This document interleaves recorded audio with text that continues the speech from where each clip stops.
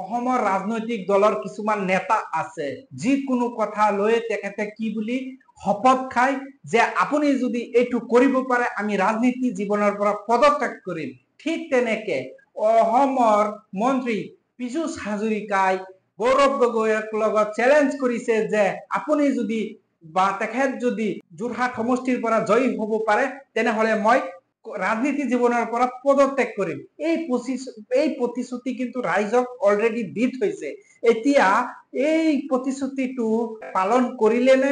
ৰাইজৰ আগত কেতিয়াও মিছা প্ৰতিশ্ৰুতি নিদিয়ে। অৱশেষত আমি দেখা পাইছো যোৰহাট সমষ্টিৰ পৰা গৌৰৱ গগৈয়ে অলৰেডি বহুত ভোটৰ ব্যৱধানত জয়ী হৈছে। কিন্তু জয়ী হোৱাৰ পিছত এই খবৰটো পীযুষ হাজৰিকা ডাঙৰীয়া খবৰটো শুনিব পাইছেনে? যদি শুনা নাই তেনেহলে বিজেপিৰ বক্তব্য হওক বা কংগ্ৰেছৰ বক্তব্য হওক তেখেতৰ ওচৰত এই বাতৰিটো আপোনালোকে পঠুৱাই দিয়ক যে গৌৰৱ গগৈ ডাঙৰীয়া যোৰহাট সমষ্টিৰ পৰা বহু ভোটৰ ব্যৱধানত জয়ী হৈছে।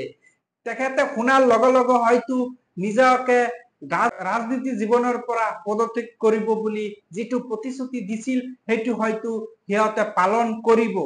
অসমৰ আন এগৰাকী মন্ত্ৰী জয়ন্ত মল্ল বৰুৱা কৈছিল গৌৰৱ গগৈ কেতিয়াও জয়ী হ'ব নোৱাৰে।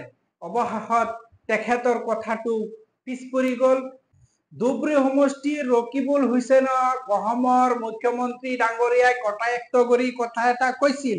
আপোনালোকৰ হয়তো মনত পৰিছে, আকৌ মই মনত পেলাই দিছো যে হুকুৰ আলী যিজন হুকুৰ আলী আছে হুকুৰ আলীতকৈ ৰকিবুল হুছেইনৰ জনপ্ৰিয়তা ইমান বেছি নহয়। হুকুৰ আলীৰ জিকাৰ সম্ভাৱনা আছে ৰকিবুলতকৈ। এই কথাটোক আজি প্ৰমাণ কৰিলে ধুবুৰীবাসী ৰাইজে। আৰু ৰকিবুল হুছেইনে এই ভাৰতবৰ্ষৰ ইতিহাস গঢ়িলে। ইতিহাস প্ৰায় ভাৰতত ২ নম্বৰত আছে। ৯,৫০,০০০তকৈ অধিক ভোটৰ ব্যৱধানত তেখেতে জয়ী হৈছে। তেনেহলে আপোনালোকে এবাৰ চিন্তা কৰক ৰাইজ কিমান ৰাইজৰ সহায় পাই ইমান আজি আগবাঢ়িব পাৰিছে ৰকিবুল হুছেইনে। যিসকল নেতা মন্ত্ৰী সকলে কিছুমান কথাৰ লগত শপত খাই কথা কয়, সেইসকল মন্ত্ৰী বা নেতাসকলে কিন্তু এই শপতবোৰ যেতিয়া বাস্তৱত ৰূপায়ণ হয় তেতিয়া কিন্তু সিহঁতে এই শপতটোক অমান্য কৰে। গৌৰৱ গগৈ অলৰেডি যোৰহাট সমষ্টিৰ পৰা বহুত ভোটৰ ব্যৱধানত জয়ী হৈছে, কিন্তু পীযুষ হাজৰিকাই এতিয়ালৈকে কিন্তু পদত্যাগ কৰা নাই। পদত্যাগ নকৰাৰ কাৰণটো সেইটো আমি নাজানো, কিন্তু কেতিয়া হঠাৎ কৰিব সেই বিষয়টোৰ ওপৰত আমি চাই আছো। যিকোনো মুহূৰ্তত হয়তো পদত্যাগ কৰিব পাৰে। কিন্তু পীযুষ হাজৰিকা ডাঙৰীয়া ৰাইজৰ আগত এনেকুৱা মন্তব্য কৰিছিল, শপত খাইছিল যে ৰাজনীতি জীৱনৰ পৰা তেখেতক পদত্যাগ কৰিব।